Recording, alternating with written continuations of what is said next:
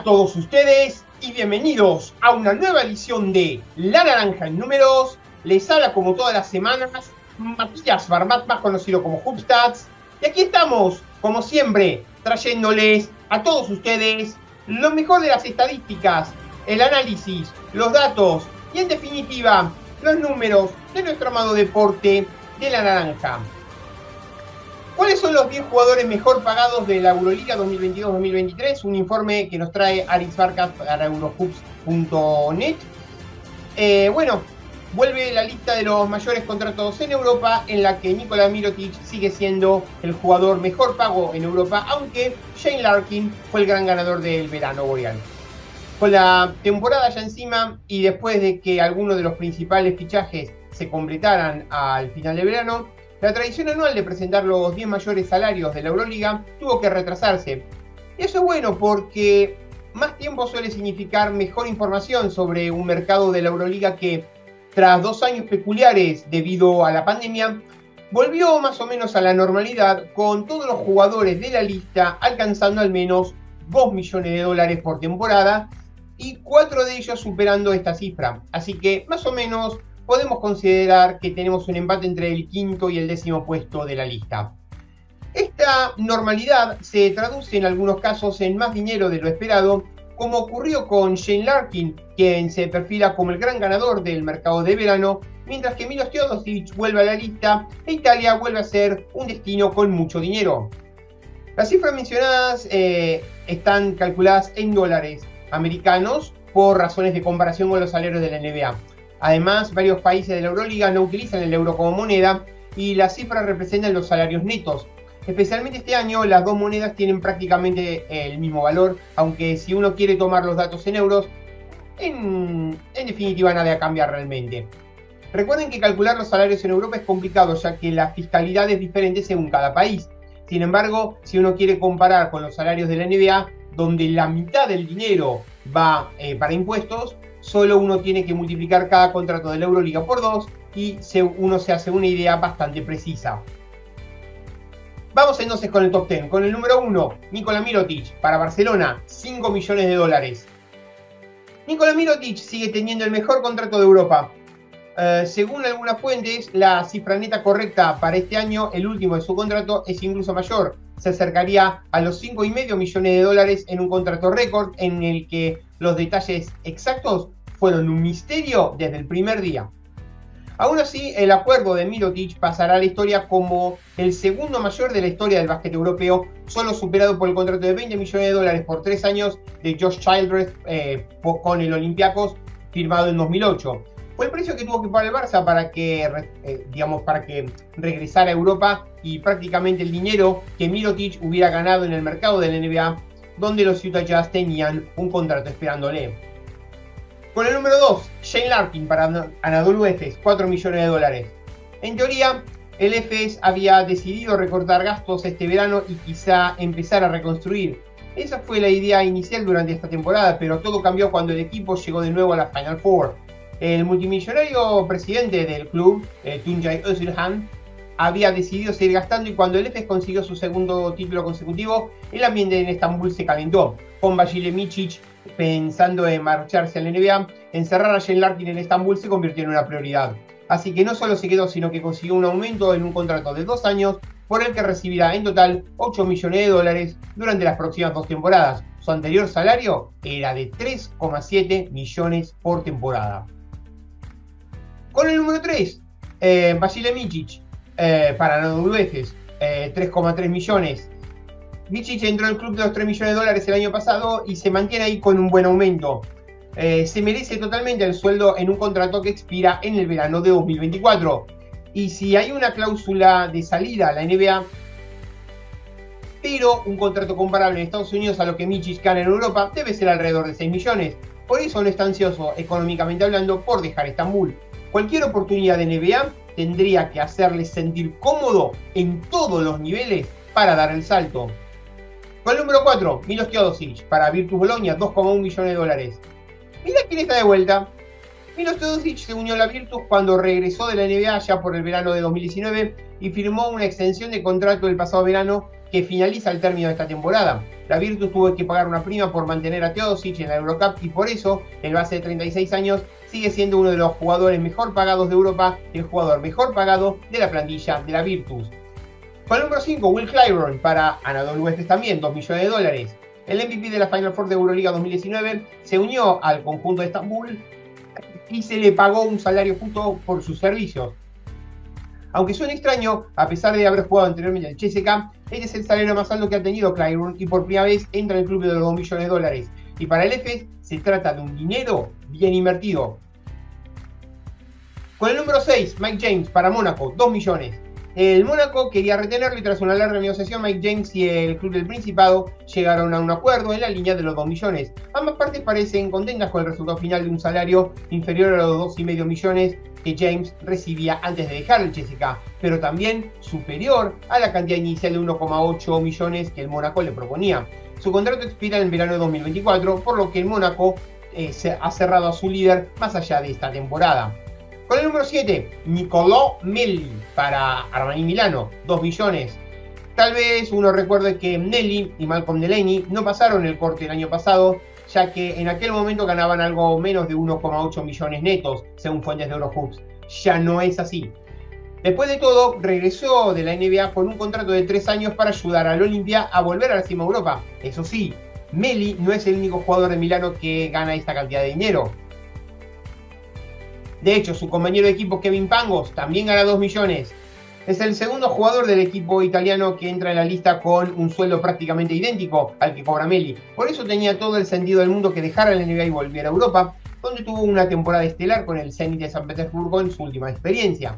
Tras una oportunidad en la NBA con los Cavs, con un contrato mínimo y pasando mucho tiempo en la G-League, vuelve a la Euroliga. Con el número 9, Tomas Satoransky para el Barcelona, 2 millones.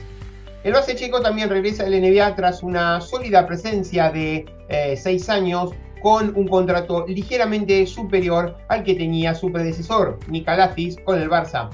Teniendo en cuenta que Satoransky podría conseguir un contrato en la NBA si quisiera, el acuerdo no es nada malo para el Barcelona. Y cierra este top 10 Toko Shengelia para Virtus Bologna, $2 millones. Este es el movimiento que realmente demuestra el aumento de la apuesta por el básquet Italia. Sí, en la lista hay 4 jugadores de clubes italianos, 2 de la Virtus y 2 del Milano, así que el básquet italiano, la Pallacanestro, ha vuelto para quedarse. Dicho esto, Toko fue decisivo en el regreso de la Virtus Bologna a la Euroliga. Tenía sus miras puestas en la NBA, pero al final quedarse en la Euroliga y con semejante sueldo no puede quejarse. Con respecto a los otros grandes contratos, bueno, en comparación con el año pasado, esta lista incluye muchas caras nuevas. El pívot serbio Nikola Milutinov sigue teniendo uso de los mejores sueldos de Europa con $2,5 millones, pero el CSKA no forma parte de la Euroliga, por lo que no se lo puede incluir en la lista. Jan Vesely y Nando De Colo, tras dejar el Fenerbahce este verano, bajaron drásticamente sus salarios de la temporada pasada, 2,3 y 1,9 millones respectivamente, ya que Vesely quería jugar con su compatriota checo Satoransky en Barcelona y De Colo volvió a Francia tras más de una década, donde jugará en el Asvel Villeurbanne. En ambos casos, el dinero no fue la mayor motivación.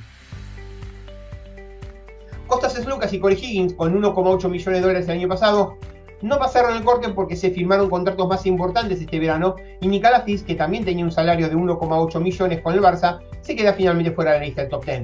Sin embargo, no está claro cuánto dinero recibió como compensación del Barça, ya que sus representantes pedían inicialmente $1,5 millones. En teoría, sumando su compensación del club azulgrana y su contrato con el Fenerbahce, Kalafis debería estar ganando más de $2 millones, pero en su caso los números no se han podido contrastar con claridad. Lo realmente interesante con el Fenerbahce es el caso de Nemanja Bjelica. El serbio quería volver a Europa por motivos personales y aunque el Fenerbahce estaba dispuesto a ofrecer un contrato de 4 millones por 2 años, según fuente del club, el salario neto final del jugador es de 1,5 millones por temporada, ya que Bjelica hizo un descuento al Fenerbahce debido a su deseo de volver. Incluso con esta cifra sigue ganando más dinero neto que los 2 millones del mínimo de la NBA que recibió el año pasado con los Warriors. Y por último, por motivos fiscales, varias fuentes confirman que el salario neto de Edi Tavares bajó de la marca de los $2 millones. Efectivamente, esto deja al Real Madrid sin un jugador en el top 10 de los salarios. Eso sí, el Madrid sigue siendo uno de los clubes que más gastan en Europa, al igual que en el caso del Fenerbahce, que por primera vez en años tampoco tiene un jugador en el top 10. se debe a la paridad en los salarios de la mayoría de los jugadores, algo que no es tan habitual en muchos equipos europeos, donde el techo salarial y el suelo salarial pueden variar muchísimo. Así, tanto el caso del Real Madrid como en el Fenerbahce, hay bastantes contratos en su plantilla que superan ampliamente el $1.000.000, como es el caso, por ejemplo, de Sergi Llull y Chacho Rodríguez. En fin, que llegamos al final del primer cuarto del programa. No se vaya, que ya volvemos con más La Naranja en Números.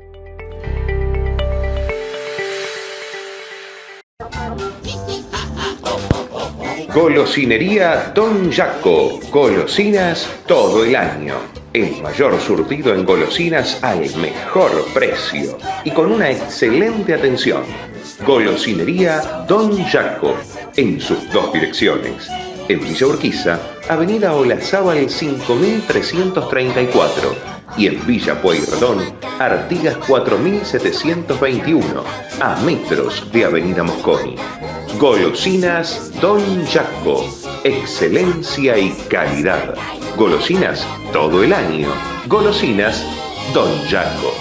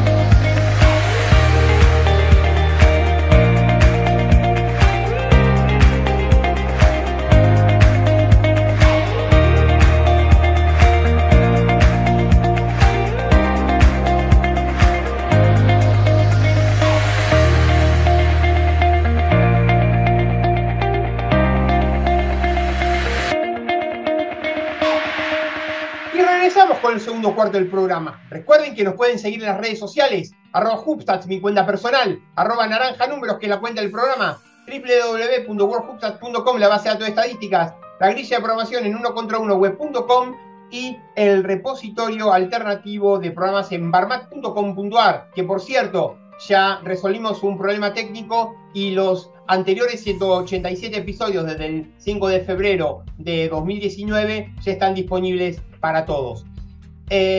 Recientemente, bueno, el pasado domingo 2 de octubre a la noche, Adelaide 36ers de la NBL australiana le ganó en un juego de pretemporada a Phoenix Suns por 134-124. Ahora bien, nosotros pensaríamos, claro, que los principales resultados contra equipos NBA se sucedieron en todo caso en los últimos 20 años, pero determinados partidos han quedado concienzudamente sepultados en los infiernos del olvido de la historia del básquet. Podrían haber sido verdaderos acontecimientos que habrían relativizado el mito NBA mucho antes de la llegada de la globalización, si se hubiera sabido de ellos. Javier Gancedo, 20 años atrás, yo te estoy hablando del año 2002, en una labor de investigación que le duró meses, consiguió recopilar los llamados expedientes X del básquet, es decir, las principales, las primeras victorias de equipos FIBA contra equipos NBA. Y dice así: una de las grandes virtudes de la NBA fue transmitir una imagen muy merecida, por otra parte, de absoluta superioridad, de imbatibilidad. Desde el resto del mundo siempre se percibió y mitificó como un baloncesto de otra galaxia, y se daba por supuesto que cualquier equipo de NBA apoyaría al mejor equipo europeo en un hipotético enfrentamiento entre ambos. Sin embargo, no ha habido muchas oportunidades de comprobar en la práctica esta superioridad. Hasta hace 20 años atrás, los norteamericanos salían indemnes de todos los enfrentamientos entre equipos NBA. Si en más de una ocasión pasaron verdaderos apuros. Por ejemplo, Yugoplástica estuvo a punto de ganarle a los Denver Nuggets, y también Scavolini Pesaro estuvo a punto de ganarle a los New York Knicks, o mismo Juventud de Badalona en el Open McDonald's en el 91, que perdió 116-114 contra los Lakers en la última pelota. Entonces, así pues, la victoria del Barcelona ante el combinado Nike All Stars en el homenaje por los 100 años del Barcelona en el centenario azulgrana en el 99, se consideraría en teoría la primera victoria de un equipo europeo ante un combinado NBA. Pero la Liga Americana sigue manteniendo que el equipo que jugó en Barcelona solo era un combinado y que ningún equipo de la mejor liga del mundo perdió jamás ante un equipo a nivel FIBA desde el 87, cuando el Open McDonald's puso en marcha esta serie de enfrentamientos entre equipos de un lado y el otro del océano. Hasta aquí lo políticamente correcto, pero ¿eso es todo?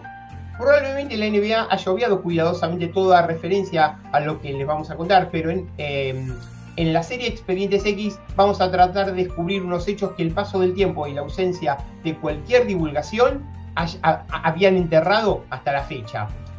La primera vez ocurrió, digamos, el 8 de septiembre de 1978.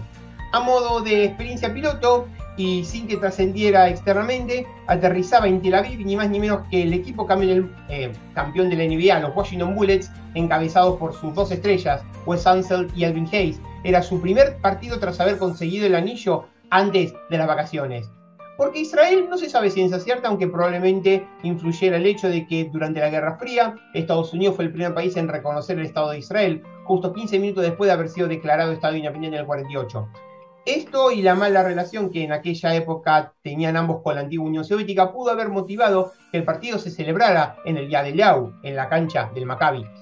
Los Bullets llegaban con su mítico entrenador Dick Motta y 9 jugadores, entre ellos Elvin Hayes, que tenía 19,7 puntos y 13,3 rebotes el año anterior en la NBA, Wes Unseld, ya en claro declive, Bob Dandridge, un ala pívot anotador que acabó sus días en la NBA con 15.530 puntos en 3 años de carrera, o gente como Tom Henderson, Mitch Kupchak, Kevin Greevy, Greg Ballard, que sustituyó a Alexander Petrovic en Scavolini Pesaro años después, y sobre todo Larry Wright, aquel jugador que, liderando al banco de Roma en una segunda parte extraordinaria, manejó el partido a su antojo y anotó sin cesar hasta acabar con el sueño del Barcelona en la final de la Copa de Europa del 84. Por su parte, Maccabi tenía un equipazo con Miki Berkovic, Moti Aroesti y obviamente los naturalizados, y con presos al judaísmo también, Olsie Perry y Jim Boatwright. Olsie Perry, que era un ícono en el Maccabi de lo que fue el fin de los 70 y principios de los 80. En los prolegómenos del partido se respiraba un ambiente de gala, como no podía ser menos,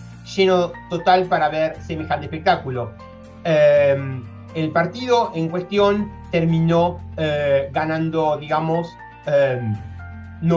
terminó 98-97 con 26 puntos de Berkovic y 17 de Perry.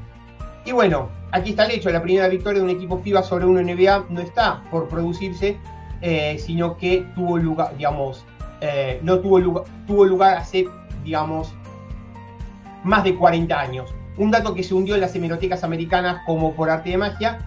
Las palabras de Dick Motta no dejaba lugar a dudas sobre su valoración de lo que realmente había pasado. El Maccabi mereció ganar porque jugaron mejor que nosotros. No jugamos contra amateurs, sino contra profesionales como nosotros. Así fue que en aquella ocasión jugaron como iguales y ganaron, pero alguien debió pensar que aquello tan solo fue un espejismo, que en realidad era como si no hubiese pasado. No fue la única. También hubo un amistoso que enfrentaba ni más ni menos un combinado de estrellas NBA con Julius Erving, Moses Malone y Michael Ray Richardson, para enfrentarse, digamos, a Maccabi Tel Aviv, que no tenía ni Earl Williams ni Olsie Perry, pero que tenía encima al gigante Miki Berkovic. el partido terminó 114-112 con la particularidad de que Julius Erving vistió 20 minutos la camiseta del Maccabi. En ese partido, Howie Lazoff tuvo 18 puntos y 10 rebotes y Julius Erving anotando 20 puntos en la primera parte para Maccabi. En fin, con respecto a la segunda parte de los expedientes X, bueno, digamos, nos situamos de vuelta en Tel Aviv a finales de agosto del 84. Tras el inesperado desenlace de las dos primeras experiencias, se plantea un nuevo desafío, pero esta vez la NBA no está dispuesta a correr más riesgos de que pueda poner en tela de juicio la supremacía del básquet norteamericano sobre el resto del mundo. Para apurarse en salud, se abandonó el formato de partido único para disputar un cuadrangular entre Hapoel Tel Aviv, Maccabi Tel Aviv, New Jersey Nets y Phoenix Suns. Mandando un par de equipos competitivos, se cubría la eventualidad de un mal día. Si uno fallaba, el otro se encargaría de enmendar la plana y dejar las cosas en su sitio de manera definitiva. Los New Jersey Nets habían dado la gran sorpresa de la temporada 84 al eliminar 3-2 a los vigentes campeones, los Sixers de Julius Erving, Moses Malone o Bobby Jones, en lo que la venganza de Darrell Dawkins ante su ex equipo. New Jersey llegaba con Bob Williams y con Mike Minsky, que luego tendría pasado en ACB. Sin embargo, New Jersey contaba en sus filas con gente como Darrell Dawkins, Michael Ray Richardson, que luego haría grandísima carrera en la Liga Italiana y un año en Francia, Otis Bergson, Jeff Turner, que jugaría en Juegos Olímpicos, Darrell Walker, Darvin Cook, Mike O'Koren o Albert King, el hermano del automático Bernard King. Y bueno, Phoenix Suns, en cambio, venía de jugar la final de conferencia ante los Lakers. Los Suns venían sin Alvan Adams ni Maurice Lucas, veteranísimo, pero su equipo daba auténtico miedo con estrellas como Larry Nance, que acababa de salir campeón del concurso de volcadas, y Walter Davis. Y también, bueno, otros jugadores como Jay Humphries, James Edwards, Mike Sanders, Frank Foster o Charles Jones. Pero ojo, no Gadget Jones, sino otro Charles Jones. Bien, el primer partido del cuadrangular, bueno, Phoenix Suns le ganaron a Hapoel Tel Aviv con 7 Suns en doble figuras y 17 puntos de Charlie Pittman. Tras ese encuentro llegaría la hora de la verdad. Los Nets se enfrentaban de nuevo a un ambiente más que hostil en el Yad Eliyahu, con Darrell Dawkins baja de última hora. En ese partido terminaría, digamos, 77-75 con Lee Johnson con pletórico 37 puntos y 12 rebotes. Miki Berkovich 26 puntos al final, Kevin McGee 23. Y bueno, un público enfervorecido entonaba uno de sus cánticos favoritos, las palabras de Earl Williams: nadie le gana al Maccabi en el día del Yahoo. Así entonces, la victoria de los New Jersey Nets sobre Hapoel Tel Aviv en un partido absolutamente descafeinado iba a disputarse la final Phoenix Suns Maccabi.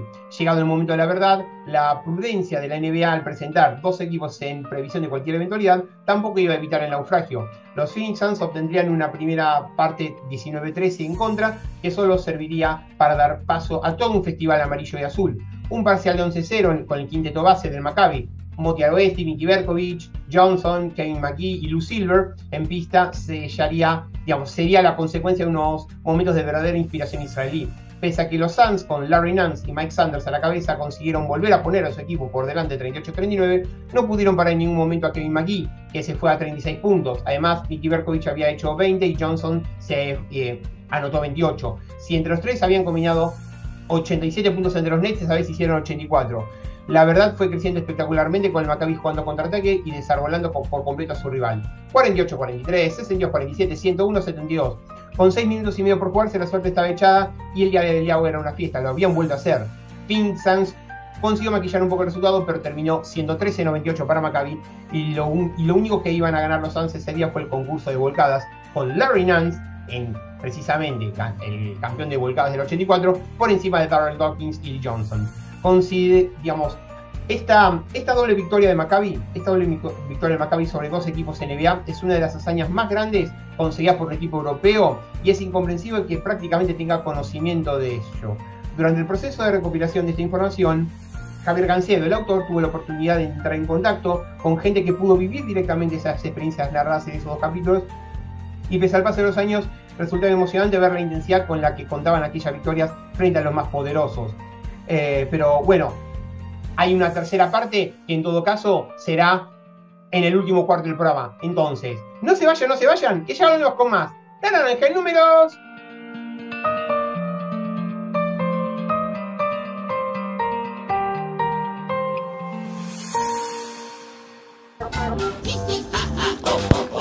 Golosinería Don Jaco. Golosinas todo el año. El mayor surtido en golosinas al mejor precio y con una excelente atención. Golosinería Don Jaco. En sus dos direcciones.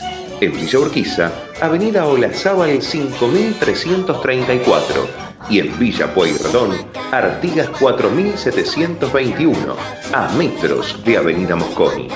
Golosinas Don Jaco. Excelencia y calidad. Golosinas todo el año. Golosinas Don Jaco.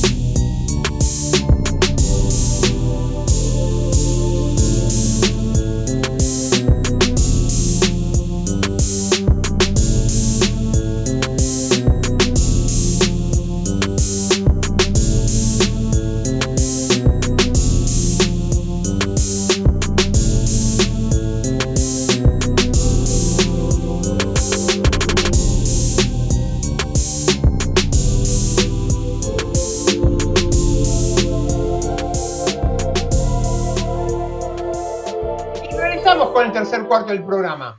Vamos con nuestras habituales perlitas de la NBA. Un 5 de octubre, bueno, quien cumplió 50 años, Grant Hill. Todos lo recordamos por su paso en Detroit, Orlando, Phoenix, los Lakers. 1026 partidos jugados, 17.137 puntos, 16,7 puntos por partido, 6.169 rebotes, 6 por partido, 4.252 asistencias, 4,1 por partido, 1.248 robos, 1,2, 48,3% de campo, 76,9% de tiro libre, 7 veces All-Star, 95, 96, 97, 98, 2000, 2001 y 2005, Rookie of the Year del 94-95 y obviamente miembro del Salón de la Fama. Grant Hill es el líder de todos los tiempos de Detroit Pistons con 29 triple dobles, 24 más que cualquier otro jugador en la historia de la franquicia. Quien cumplió 71 años el 4 de octubre, Frank Robinson. rocoso pivot de fines de los 70, principios de los 80. Washington, Atlanta, New Orleans Jazz, donde incluso fue compañero de Pete Maravich, Phoenix y New York Knicks. 772 partidos jugados, 11.988 puntos, 15,5 puntos por partido, 7.267 rebotes, 9,4 rebotes por partido, 48,3% de tiro de campo, 66,2% de tiros libres y 2 veces All-Star, 78 y 81. Track Robinson registró 76 dobles en la temporada 77-78. El único jugador con más dobles en una única temporada desde la fusión ABA-NBA fue Moses Malone. ¿Y saben, por cierto, quién cumplió 59 años el 4 de octubre? Ustedes se acordarán del Virgen de Hierro, sí señor, AC Green. Tuvo la particularidad de que, digamos, durante sus 16 años de carrera en la NBA, 2 etapas en los Lakers, de hecho jugó la mayor parte de su carrera en los Lakers, incluso su último año, pero también pasó por Phoenix, Dallas y Miami. Bueno, tuvo la particularidad de que nunca mantuvo relaciones sexuales durante su carrera en NBA, recién cuando se casó a los 38 años. Bueno, nada, en sus 16 años de carrera, 1.278 partidos jugados, 12.331 puntos, 9,6 puntos por partido, 9.473 rebotes, 7,4 rebotes por partido, 1.033 robos, 1,8 robos por partido, 49,4% de tiro de campo, 73,4% de tiros libres, una vez All-Star en el 90 y 3 anillos de la NBA. 87, 88 y en su última temporada en activo en el 2000. Los 3 anillos con Los Ángeles Lakers.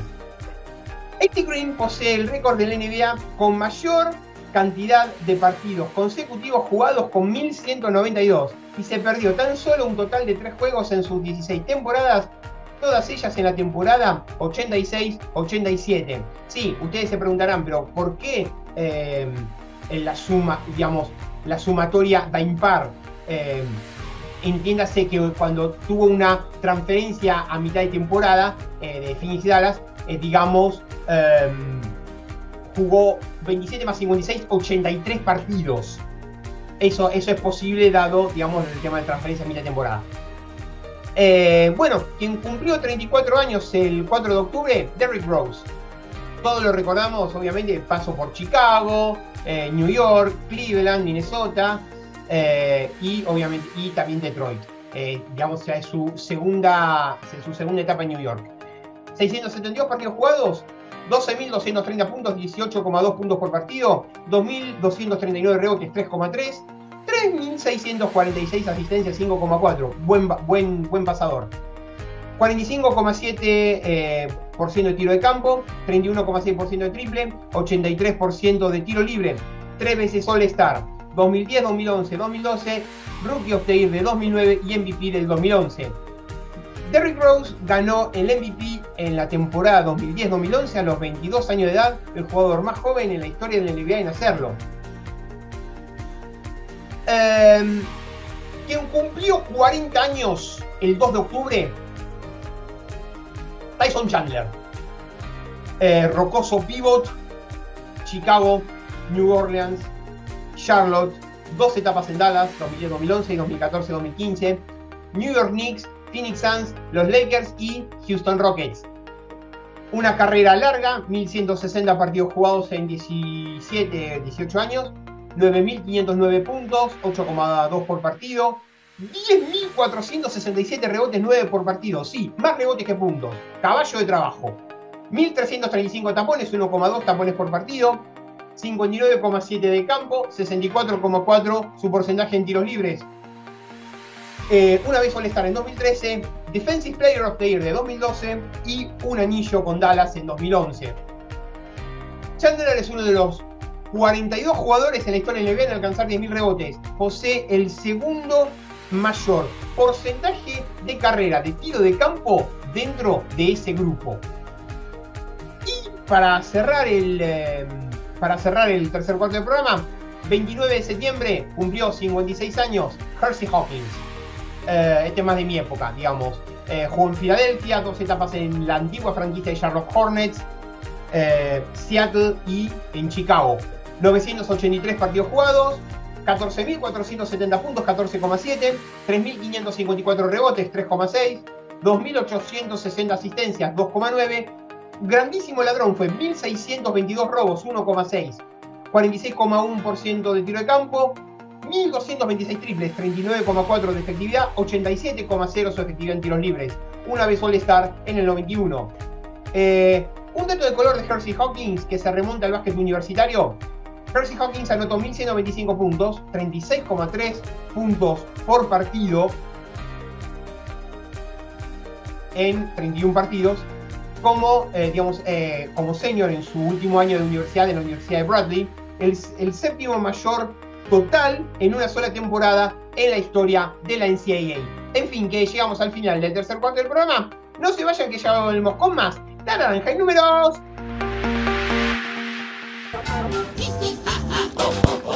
Golosinería Don Jaco. Golosinas todo el año.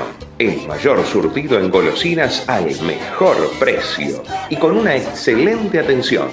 Golosinería Don Jaco, en sus 2 direcciones. En Villa Urquiza, Avenida Olazábal 5334 y en Villa Pueyrredón, Artigas 4721, a metros de Avenida Mosconi. Golosinas Don Jaco, excelencia y calidad. Golosinas todo el año. Golosinas Don Jaco.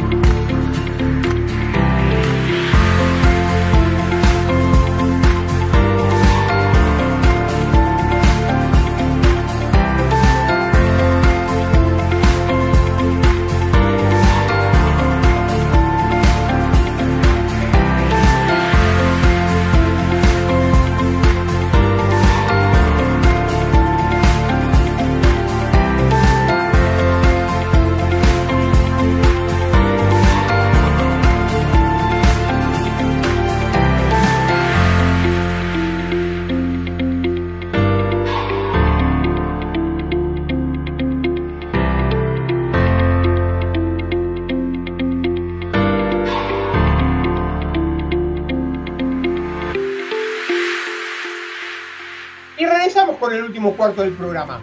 Pau Rivas se convierte en el jugador número 36 en alcanzar la barrera de los 500 partidos jugados en la Liga ACB, en la Liga Endesa. El escolta catalán, a su vez, está por convertirse en el 19º jugador en alcanzar la marca histórica de 650 triples convertidos. Le quedan 7, ya tiene 643. Por otro lado, Rudy Fernández y Sergi Llull están por convertirse respectivamente en el 21º y el 22º, primero Sergi Llull y luego Rudy Fernández, se están por convertir en los jugadores 21 y 22 en pasar la barrera de los 6.000 puntos anotados en Liga Endesa. El escolta menorquín tiene 5.895 mientras que su compañero de equipo, también balear, tiene ya 5.793. Y bueno, también quien se retiró recientemente a los 34 años fue Daniel Clark, digamos, histórico, de larga trayectoria ACB, el pívot británico, récord de participaciones con la selección de Gran Bretaña con 119, a lo largo de su carrera en la Liga Endesa. Tuvo 1.802 puntos y 845 rebotes en 278 partidos en 14 años, una carrera bastante mermada por las lesiones. Y bueno, para terminar con respecto al tema de los expedientes secretos X, bueno, hubo al menos una derrota más de un equipo NBA ante un equipo FIBA en la década de los 80. Fue la selección de la Unión Soviética en una gira casi clandestina que hicieron los Atlanta Hawks por dicho país con el fin de asegurar la contratación de Alexander Volkov. A la gira no fue Atlanta con el equipo completo, pero sí estuvieron sus dos estrellas, Dominic Wilkins y Kevin Willis, eso sí, fuera de forma y ante unos soviéticos preparándose a tope para los Juegos Olímpicos de Seúl, con la baja de Arvydas Sabonis. Se jugaron 3 partidos con resultado muy ajustado. En el primero, con norma FIBA, ganó Atlanta por 86-87 con Kevin Willis decidiendo en el último minuto. En el segundo, también con norma FIBA, la Unión Soviética llevó a los Hawks a la prórroga, aunque finalmente se impuso otra vez Atlanta, 110-105.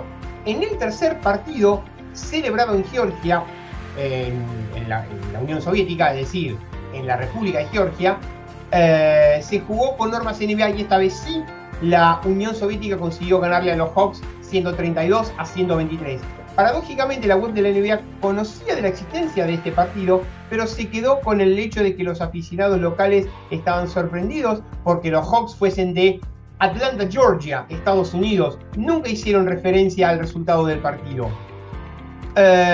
Muchos sustos. Por otra parte, si bien es sabido que los equipos NBA han jugado todo tipo de amistosos con equipos FIBA, siendo sonados los apuros que pasaron los Nuggets en la Yugoplástica, ante la Yugoplástica Split del 90, los Knicks ante las Cavolinas en el 91, en que un triple Gerald Wilkins les salvó de la humillación, y obviamente Los Ángeles Lakers 116, Juventud de Badalona 114, con decisiones arbitrales discutibles.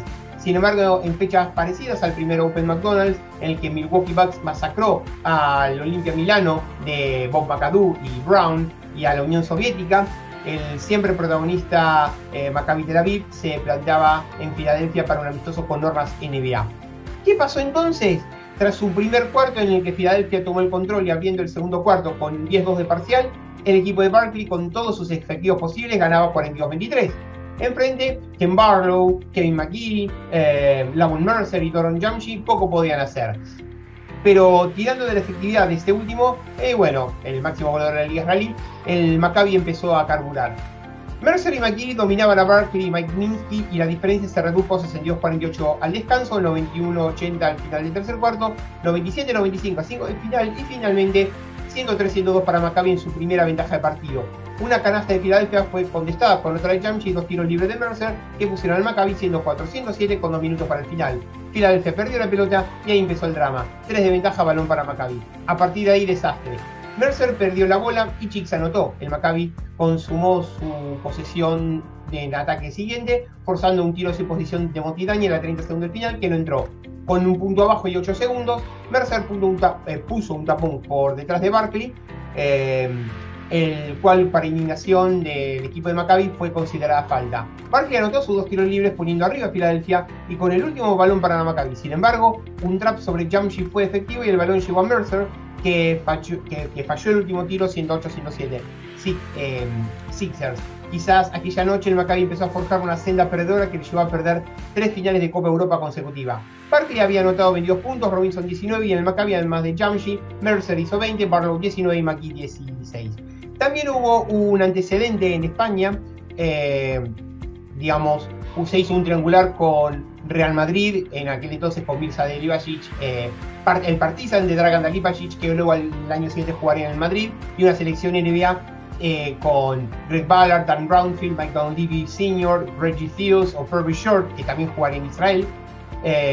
También estaban Kevin McHale, Mike Olverding y también Artis Gilmore, John Drew y Mitchell Ray Richardson. El Partizan se despidió del torneo perdiendo 105-95 ante el Real Madrid y 111-94 ante la selección NBA con 42 puntos de Dadal y Pajic. Luego Real Madrid jugaría contra ese equipo, contra la selección yugoslava con el resultado de 113-99, perdón, Real Madrid Partizan 113-99. Y bueno, y aún así, también el equipo NBA le ganaría una selección castellana compuesta por jugadores de Real Madrid, siendo 42-111. Y también un partido en el cual un combinado de la NBA le ganó a España 113-104. Bueno, entonces con estas dos referencias históricas se pone fin a la serie de Expedientes Secretos X. Las victorias de Argentina, Yugoslavia y España en Indianápolis 2002 marcarían una senda de las cuales ya no pueden quedar sepultadas por el paso del tiempo todos los partidos que vinieron después, como ocurriera con los antecedentes que se puso al descubierto en esta serie. El mantenerlas cuidadosamente en el olvido contribuyó a fortalecer el mito de la aplastante superioridad en el básquet americano sobre el resto del mundo, hasta convertirlo en una realidad incuestionable que se hubiera visto incomodada por las evidencias de estos encuentros malditos. Actualmente ya podemos hablar abiertamente de que las diferencias se limaron notablemente sin temor a ser tachados de herejes, pero el recuerdo de estos expedientes X que nos recuerda a Javier Gancedo nos hacen pensar que quizás las diferencias nunca fueron tan grandes como se pretendía. En fin, que llegamos al final del programa. Nos pueden seguir en las redes sociales, @Hubstats, mi cuenta personal, @naranjanúmeros, que es la cuenta del programa, www.worldhubstats.com, la base de datos de estadística, la grilla de programación en unocontrauno.web.com y el repositorio de programas en barmac.com.ar. Será hasta la semana que viene con más La Naranja en Números.